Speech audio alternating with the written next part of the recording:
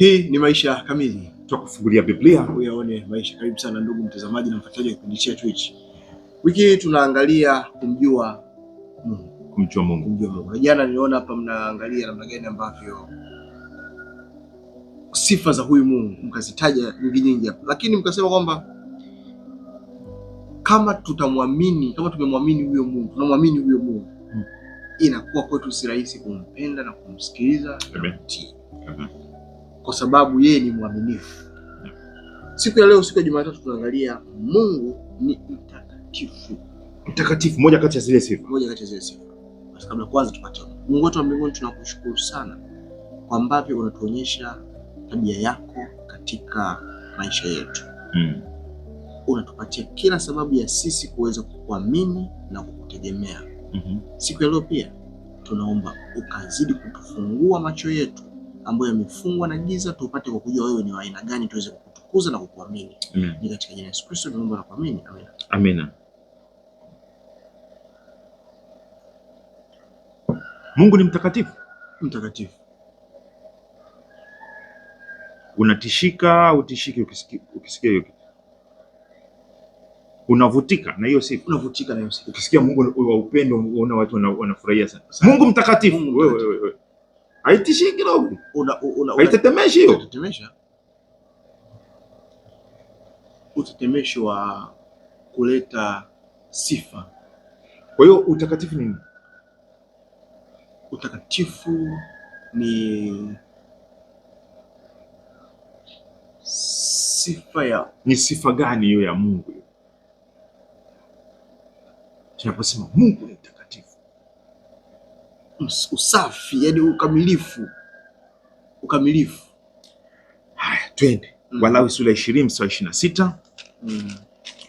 Tutakwenda Samueli wa kwanza 2 mstari wa 2, Isaya 55:15 na Ezekieli 38 mstari 25. Tuone jinsi Mungu anavyoelezewa katika hiyo sifa. Tunaweza tukapata maana vizuri zaidi hapo. Walawi 20 fungu 26 nasema, nanyi mtakuwa watakatifu kwangu mimi, kwa kuwa mimi Bwana ni mtakatifu, nami nimewatenga ninyi na mataifa, ili kwamba muwe wangu. Twende Samueli wa kwanza sura ile ya 2 na mstari ule wa 2. Nasema hapo kwa lugha nyingine, nasema mimi ni mtakatifu na nimewatakasa, nimewatenga. Okay? Hakuna aliye mtakatifu kama Bwana, kwa maana hakuna yeyote ila wewe, wala hakuna mwamba kama Mungu wetu. Hakuna mtakatifu ila Bwana. Isaya 57 fungu la 15. Maana yeye aliye juu, aliyetukuka, akae milele, ambaye jina lake ni mtakatifu, asema hivi, nakaa mimi mahali palipoinuka, palipo patakatifu, tena pamoja na yeye aliye na roho iliyotubu na kunyenyekea, ili kuzifufua roho za wanyenyekevu na kuifufua mioyo yao waliotubu. Ezekiel 38. Yuko mahali pa juu pale. Ezekiel 38 na lile fungu la 23. Nasema, nami nitajitukuza na kujitakasa na kujidhihirisha mbele ya macho ya mataifa mengi, nao watajua ya kuwa mimi ndimi Bwana Yahweh. Haya, utakatifu ni mafungo yanatusaidiaje kuelewa? Niseme ni utengo na uovu, yani utengano na uovu, yani ni utengo kwa namna fulani hivi ambayo inaleta sifa ya usafi, upekee, ukamilifu. Hiyo upekee umenigusa pale. Zile sifa za jana unazikumbuka? Tukisema Mungu ni mtakatifu, tukasema Mungu ni mweza, inamaanisha hakuna mweza kama yeye. Sawa. Ni wa pekee katika uweza.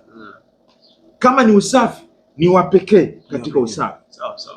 Kama ni huruma, hakuna mwenye huruma kama yeye. Kwa hiyo ukisema huruma ambayo haina mfano, basi huo ni utakatifu. Kama ni wema, unasema hakuna mwema mwingine, ni yeye, basi huyo kwa maana ni mtakatifu. Sawa. Kwa hiyo utakatifu ni sifa mama inayomwainisha Mungu yukoje. Tukumbuke tunatafuta kumjua Mungu.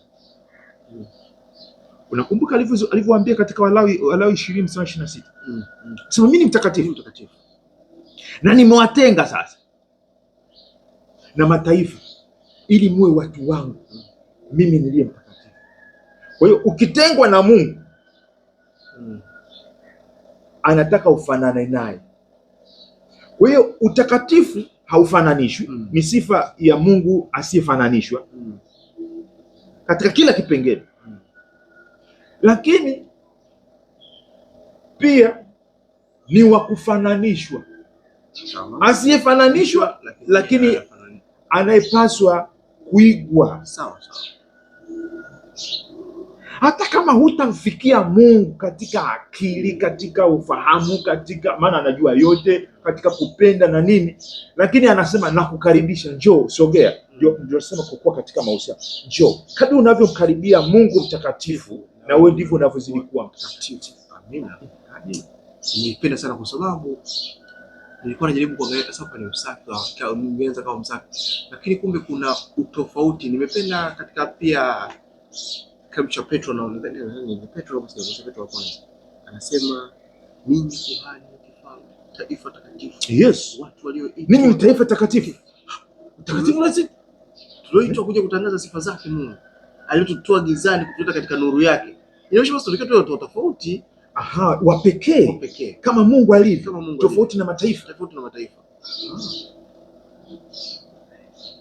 Haya, sasa nikifungua Biblia yangu inaniambia Luka mtakatifu. Nikikuita Arnold mtakatifu itakuwa nimekosea. Hujakosea. Nanyi mtakuwa watakatifu kama baba yenu alivyo. Kwa hiyo tayari ushakuwa. Ni process inaendelea. Haujawa bado. Nimekuwa na ninaendelea kuwa. Haleluya. Lini ulipokuwa mtakatifu? Pale nilipo mkubali Bwana kuwa Mwokozi wa maisha yangu, na nikabatizwa katika mauti nikaingia katika mauti ya ubatizo, lakini nikafufuliwa pamoja naye. Kwa hiyo ulipoitwa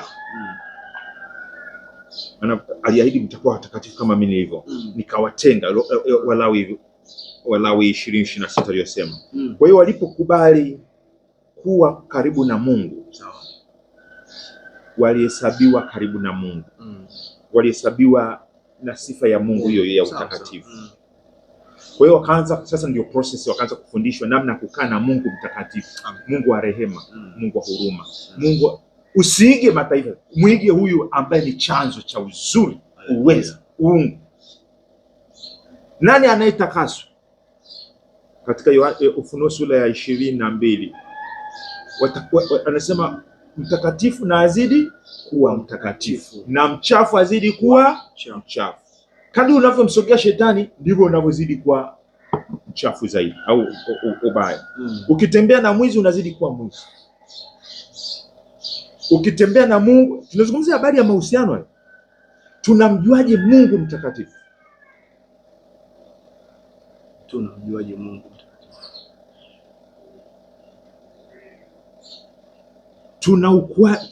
Tunakuliaje utakatifu? Tunazidi vipi kutakaswa katika utakatifu? Mimi niseme tunawezaje kukua katika utakatifu? Ni kumimik, kumuakisi yeye aliye pekee, yeye aliye pekee, mzaliwa wa kwanza. Unamfananishaje kama humjui sasa? Unatafuta kumjua sasa. Tunaanza na kutafuta kumjua. Kwa hiyo kumbe kutomchukulia Mungu poa kwa mazoea, wameshamjua. Huyu ni wa upekee, alivyokuwa jana sio lazima awe vile vile. Njia zake hazichukuzikani. Kwa hiyo kila siku anaweza kuonyesha sura yake zaidi na zaidi.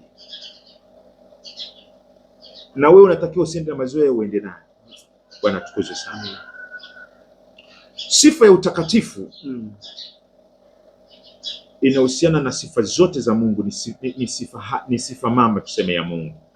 Na kule pia tunaona Mungu sio tu kwamba ana sifa hizi za kimaadili, ana rehema na huruma na nini na nini, lakini ni chanzo cha uzima. Hakuna anayetoa uzima, ni Mungu, na ndio maana anasema ni yeye tu mtakatifu. Lakini anatushirikisha pia, anasema zaidi mkaongezeke. Anatupa na sisi nguvu ya utakatifu. Kwa hiyo tuna participate vipi, tunashiriki vipi utakatifu? Hauwezi kuwa mtakatifu nje ya Mungu. Kwa hiyo ni ndani ya Mungu, ndani ya uwepo wake unashiriki nguvu zake, upendo wake, uweza wake, kadri unavyozama kumkaribia. Utakatifu ni kama hilo jua unavyoliona katika solar system yetu, au katika familia ya nyota na sayari za jirani yetu hapa. Hakuna linalowaka kama hilo. Na kadri unavyokaribia ndivyo unavyokutana na mwanga zaidi. Sawa sawa. Kwa hiyo kukaribia, kutoridhika. Kwa hiyo ni mtakatifu. Mimi ni mtakatifu na naendelea kwa Mungu ni mtakatifu. Mungu ni mtakatifu. Umemfikia Mungu kwenye utakatifu? Bado sijafikia, lakini naelekea. Basi hata na mimi ni mtakatifu. Amina. Hata na wewe umempokea Kristo kama Bwana na Mwokozi wa maisha yako, rafiki. Umeitikia wito wa kuwa mtakatifu kwa kuwa karibu naye. Mpokea Kristo, pokea utakatifu. Hallelujah. Ni wako. Tembea katika utakatifu. Ndivyo tunavyoomba. Twende. Baba yetu wa mbinguni, tunakushukuru kwa ajili ya mwaliko wa kukukaribia wewe Mungu mtakatifu, kushiriki sifa zako zote zinazokutofautisha na miungu mingine na mabwana wengine na mapapa wengine. Basi tupatie unyenyekevu, tupatie jana kiu ya kufanana na wewe usiyefananishwa na yeyote. Bariki mtumishi wako, bariki mtoto wako. Ikiwa kama alikuwa anaogopa anajitenga kwa sababu anaona hafai, hastahili, basi wito huu ukamulete atamani kuwa karibu na wewe, maana unamwalika kushiriki utakatifu. Ni katika jina la Yesu. Mpaka somo lingine. Amina. Asante sana ndugu mfuatiliaji wa kipindi chetu hichi. Leo tumekamilisha siku ya Jumatatu, Mungu mtakatifu. Amina. Kesho tunaangalia Mungu ni upendo. Bado tuko kwenye sifa za Mungu wiki hii. Mimi ni Arnold Lubinza. Na mimi neno somo lingine. Siku ya kesho. Amina.